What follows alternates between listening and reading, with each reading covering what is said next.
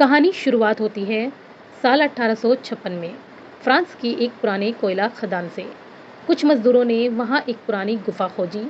उन्हें लगा शायद यहाँ कोई खजाना या नई खनिज मिल जाए, लेकिन वो नहीं जानते थे कि वहां मौत छुपी हुई थी। शुरू में सब ठीक लगा, लेकिन जल्द ही उन्हें अजीब सी आवाजें सुनाई दी और डर लगने लगा। तब उन्होंने एक तांत्रिक को बुलाया जो गुफा के अंदर जाकर बताए कि क्या वह जगह सुरक्षित है। तांत्रिक गुफा के अंदर गया, लेकिन जल्द ही डरकर वापस आ गया। उसने बताया कि उसे काले पंजों वाली कोई छाया दिखाई दी। इसके बाद वह खदान बंद कर दी गई। 100 साल बाद यह खदान फिर से खोली गई, इस बार कोयला निकालने के लिए। एक आदमी बर्थियर को काम मिला कि वह खदान के अंदर जाकर नमूने ले। उसका काम था 1000 मीटर की गहराई तक जाना। वह नहीं जानता था कि वहाँ सिर्फ अंधेरा नहीं, बल्कि बहुत कुछ डरावना छुपा है। बर्थियर ने खदान के मालिक से मुलाकात की। मालिक को यह आइडिया पसंद नहीं आया, क्योंकि अब तक वे केवल 930 मीटर तक ही जा पाए थे। लेकिन बर्थियर ने इतना पैसा ऑफर किया कि मालिक ने मंजूरी दे दी। कुछ दिन बाद बर्थियर ने अपनी टीम बनाई। रोलान, सैंडिंग, आमिर और कुछ दूसरे मजदूर। उनकी योजना थी कि बिना ज़्यादा धमाके के खदान की हालत देखें। जब वे 930 मीटर नीचे पहुंचे तो उन्होंने एक जगह खोजी जहां से नीचे का रास्ता खुलता था। धमाका करके वे आगे बढ़े और एक गहरे गड्ढे तक पहुंचे। वहां नीचे जाकर उन्होंने एक बड़ा कमरा देखा। रोलान को याद आया कि 100 साल पहले भी कुछ मजदूर वहां फंसे थे, जिनकी कभी खबर नहीं मिली। अचानक बर्थियर गायब हो गया। टीम दो हिस्से में बट गई। रास्ते पर उन्होंने एक पुरानी कंकाल मिली जो शायद 100 साल पुरानी थी। लुइस ने कंकाल के पास एक पत्थर की टुकड़ी पाई और आमिर ने दीवार पर कुछ पुरानी लिखावट देखी। उस पर लिखा था, इस खदान में कुछ छुपा है।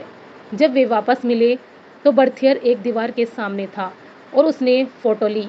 टीम ने तय किया कि वे उस दीवार को एक बार और धमाका करके खोलेंगे। जब दीवार खुली तो उन्होंने एक और गुफा मिली जिसमें कई कंकल बिखरे थे और एक पुराना पत्थर का ताबूत।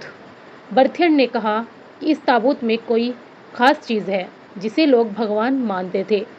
रोलांड डर गया और बोला, जल्दी से सैंपल ले लो और वापस चलो।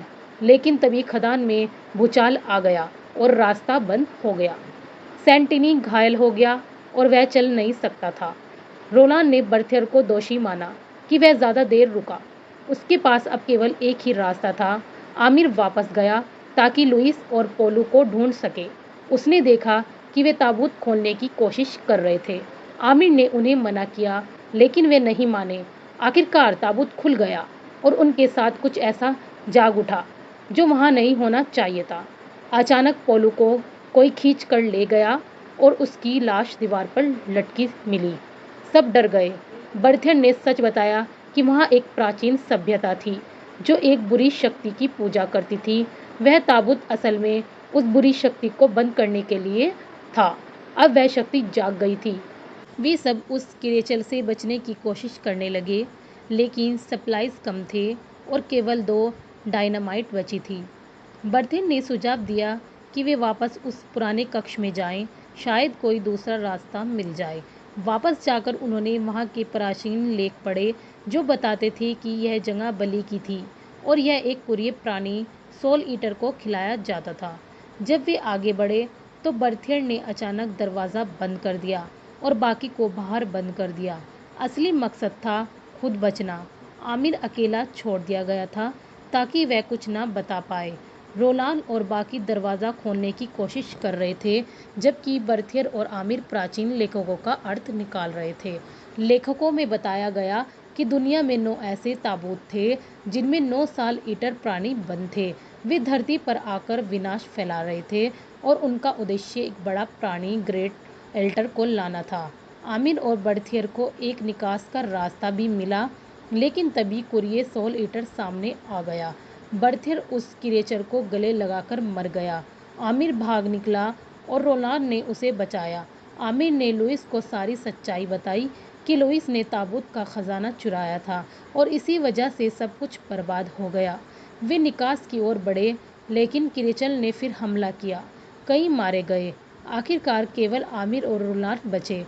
क्रिएचर ने आमिर को पकड़ लिया। आमिर ने नाटक किया कि वे मान गया, लेकिन मौका पाकर छुरी खोप दी और भागा। रोलांड ने डायनामाइट लगाई और दोनों सुरक्षित बाहर निकले।